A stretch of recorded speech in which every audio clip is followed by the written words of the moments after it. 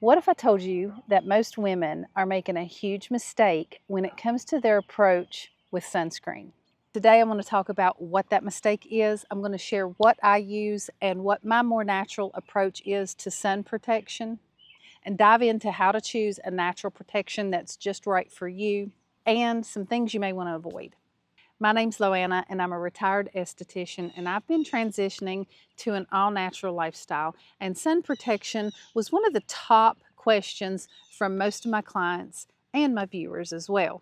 Now, before we dive into the actual sunscreen, I want to talk about why you may want to consider looking into something different.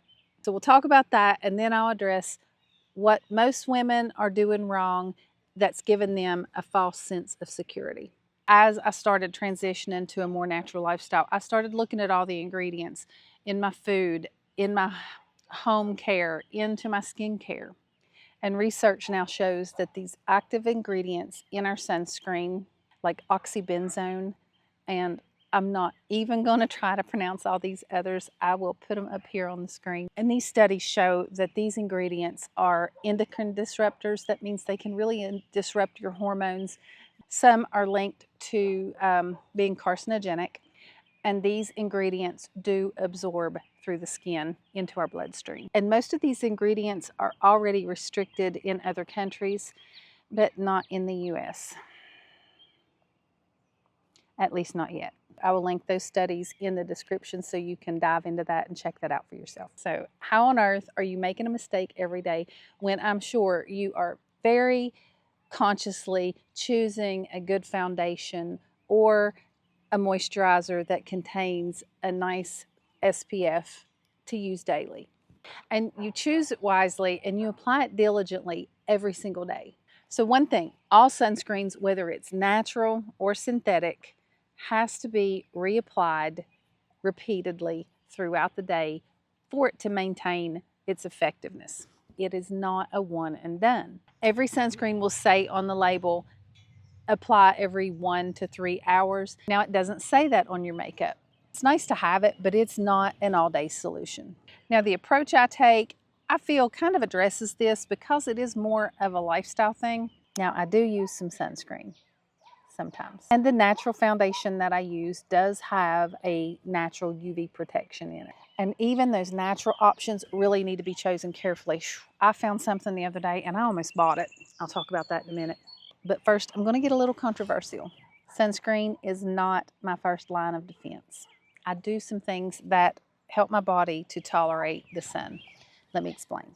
Some people think that the answer lies more into how we interact with the sun, our diet, and our lifestyle. And this made sense to me, and I've been doing this in some form for years. However, I never felt comfortable recommending to my clients to not use sunscreen, and I am not recommending that to you now. I'm just going to share what I do, why I do it. Now, my first line of defense is I try not to burn, so I ease into my sun exposure when it starts getting warm. Repeatedly burning is very damaging to the skin. I gradually build up my sun exposure and I build up my skin's tolerance. I expose myself to the sun daily. I try to be in the sun every morning, and that's not hard for me because I have the dogs and yeah, I'm out every morning. I'm not out here sunbathing. I'm just getting my face into the sun, and I'm not wearing sunglasses. I'm not staring straight at the sun. There's a correlation between watching the sunrise and watching the sunset and our natural circadian rhythm. Look into it. It's a thing. And there's a whole biohacking thing on that. Now, I don't have the mental bandwidth to do everything, but these are just some things that I do, and I think every little bit has helped. Now, it's believed that our bodies have changed over the years, and in a couple ways. One, we are inside the majority of the time. We didn't used to do that. Everyone was outside. We played outside. The adults were outside. If they weren't working outside, as soon as they got home, we were outside. We sat on the porch and have every modern convenience to keep us occupied, so we were outside. And our diet can play a huge role. And the reason for that is seed oils. When seed oils were introduced into our diets. I mean, like, remember Crisco? That is cottonseed oil, and everybody used that. We transitioned to that thinking it was the vegetable oils were a better alternative to lard and animal fats. And in my opinion, and many others, that probably wasn't a good idea. Everything started changing then, and that's when a lot of your sunscreens came on the scene. I mean, we used to just put sunscreen on when we burnt, or you'd put it on your little babies. These oils have been linked to issues associated with sun damage. I'm not going to get all in the weeds about the details of that. I'm just sharing what I'm doing and why. You might want to go check that out and decide for yourself. I try to eat a healthy diet. I avoid processed foods. I avoid seed oils most of the time. If you're not familiar with that, and you may feel like you do eat pretty healthy, there are a lot of seed oils hidden in a lot of so-called healthy processed foods. They hide and they're sneaky, and many people are completely unaware that there are seed oils in the things that they're eating. So that's another reason that I'm not telling people to not be wearing sunscreen, because your diet can help with that. I don't know what you're eating. I know what I eat. And I'm pretty good most of the time. And I know my body. I just thought you may find that interesting, and you may want to do a little bit of research. One of my defense mechanisms is I chase shade. I come out early when the sun's not as harsh and it's cooler. And thankfully I have shade. I wear hats. And sometimes I will wear a long sleeve shirt, but as it gets hotter, or if I am going to be in the sun for extended periods of time, I do wear a sunscreen, a natural sunscreen. I'm not applying sunscreen daily. Now I've made some DIY sun protection, and those things definitely have some drawbacks. So at this point in my life, I prefer to purchase a sunscreen. Now there are some oils that have some natural sun protecting properties. They're not a sunscreen. They're just another line of defense, and they do require a little bit of knowledge and to know their limitations, and that's probably for another video. And yeah, I think that'd be nice. I'll do that soon. I use a natural sunscreen. The bugs. I need to do a video on natural bug repellent. I use a natural sunscreen, and the active ingredient is a non-nano zinc oxide. You have to read the labels and make sure that it is a non-nano. So read the labels, read the labels, read the labels. Just because it says natural doesn't mean. Some of them are not so great. This is the sunscreen that I use, and I'll link this in the description. It is very simple ingredients, and I'm going to talk about the pros and cons in just a sec. In your natural sunscreens, your active ingredients are going to be non-nano zinc oxide. The reason for the non-nano is because if they use zinc oxide, they are micro nanoparticles, and that zinc oxide can be absorbed into your skin. And the reason they like to use that one is because it doesn't leave the white sheen. Do you remember when you were a kid and you got the zinc oxide and people would put it on their nose and they'd have the big white nose? Well, that is zinc oxide. The non-nano zinc oxide, because they're not in nanoparticles and the particles are large enough that it sits on top of the skin and it's not absorbed into the skin. So non-nano zinc oxide. Read those ingredients, especially if you were shopping on Amazon. Sometimes you have to really dig to see the full ingredient list. So dig around. Don't just go by the few main ingredients that they'll show in the picture. Really dig in there and look for the full ingredient list. If you can't read it, you may have to Google that brand and read it elsewhere, and then you can still purchase it on Amazon, but read the ingredient list. Another common ingredient that you may see in natural sunscreens is titanium dioxide. Some people may find this okay if it is in a cream or a stick form. The main issue with titanium dioxide is that if it's inhaled, it is a known carcinogen. So here's the problem that I found the other day. So if it's in a spray or a powder, that's easily inhaled. If it's just rubbed on as a cream, you're not inhaling it. But I still avoid titanium dioxide in any of my cosmetics when possible. The other day I saw this sunscreen, and I remember my sister-in-law used to use this. It's all natural, and it's in a pretty little brush, and it's a powder, and you can like put it in the brush, and they advertise it's excellent to use on your kids for their scalp so their little scalp won't burn. And I thought, oh wow, that's cool. So I started reading the ingredients, and it's titanium dioxide. And it's common for women to have like a tinted natural sunscreen. It'll be titanium dioxide in a tinted face powder, and it's in a cool brush, and you just brush it on all by your nose where you're just breathing in titanium dioxide. So for me, it's a hard no. So you do you, but it's titanium dioxide in a powder form is not safe when inhaled. And just because it says all natural does not mean that it's safe. And this is something that a lot of people aren't even aware of. So hopefully, spread the word, spread the word. Now, the pros and cons, this is the Sky and Soul face and body sunscreen. And the pros are it worked, and it is tallow, non-nano zinc oxide, jojoba, lecithin, beeswax.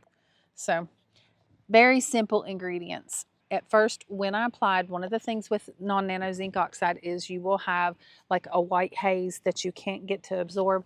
This did absorb, but now I had to work it around a minute. If you have darker pigmented skin, I'm not sure if this would show up or not. I just remembered another option that I don't know why I didn't think of it. I'll tell you about that in a minute. But this, I loved it. Now, one of the cons is that it's pricey. I ordered this off of Amazon.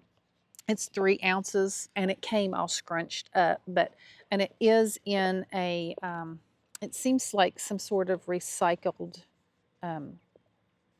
container. It ranges between $25 and $35 for these 3 ounces. Now this actually, for the afternoon, it covered me, my husband, and my daughter, and there's still probably over half of it left. I did reapply when it said to reapply, and I can't see it right now. I'll put it up on the screen. The other issue was when I was all sweaty because it was hot, and I was sweaty. It did take even longer on the sweat to get it to absorb, but that's the same with any sunscreen. And I had to really work at it to keep from having the white pasty film on my face. But I did not get burnt, and we were baking in the full sun. The pros, it worked great. My skin felt great. It doesn't have a sunscreeny smell. And when I got home that evening, my skin felt like it did when I wake up in the morning. I guess that's the tallow and the natural ingredients. I didn't want to go wash that off of my face like regular sunscreen. Now, I did wash my face, but my skin felt great. So pros, I like it, and I feel it is worth the money, but I'm not using it every single day. I'm just using it when I need it occasionally.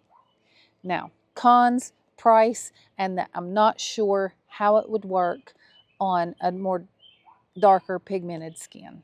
You've messaged me and mentioned that you live in other countries, and some of the things that I recommend aren't readily available to you. That's why I wanted to talk about those ingredients so you can look at things for yourself. Read those ingredients, because those were the active ingredients, but there are also the other ingredients in the sunscreen that I still pay attention to.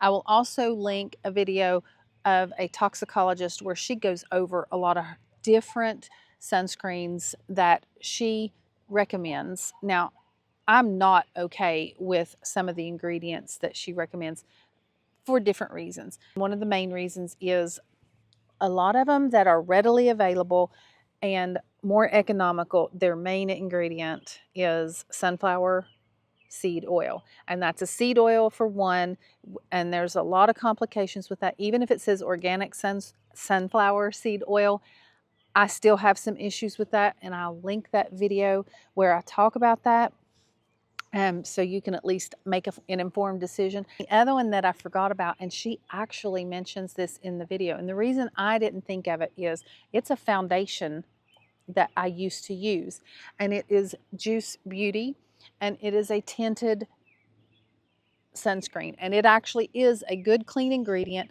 It's actually lovely, and that would also probably solve that issue if you have a more pigmented skin, just finding the right shade. But the one caveat with that is you're going to need to reapply that and use it just like you would reapplying a sunscreen, not using it as a foundation, using it like a sunscreen. So she recommended that one, and that one is a very good possibility. It's going to be more expensive. I'm thinking it was $40-ish, but it was a decent sized tube. I mean, I used that for 6 or 8 months as my foundation, so maybe 6 months. So that is definitely an option, and I will probably look into that, especially for my daughter. I'm so glad that I caught her video. So I will link that in the description. They were in wide different price ranges. This is just what I do. So it's a little bit of information that hopefully you can make the best informed decision for what works for you in your price range, what's available to you, and cut yourself some slack. We need to give ourselves some grace. Just do the best you can with what you have available to you, with the knowledge that you have available to you at that moment. That's all we can do. Feels like we're fighting a battle. That's what I do here. I try to sort some of that stuff out. So if you found any value in this, I ask you to hit the like and subscribe button and the little notification bell. That'll let you know every time I upload a video, and I will have all this information linked in the description, and I'll have some videos right here. And as soon as I get that oil video out on the sunscreen, I will put that right here so you can check that out. I thank y'all so much for hanging out with me. My name's Loanna. This is a little bit of Homestead, and check out those videos.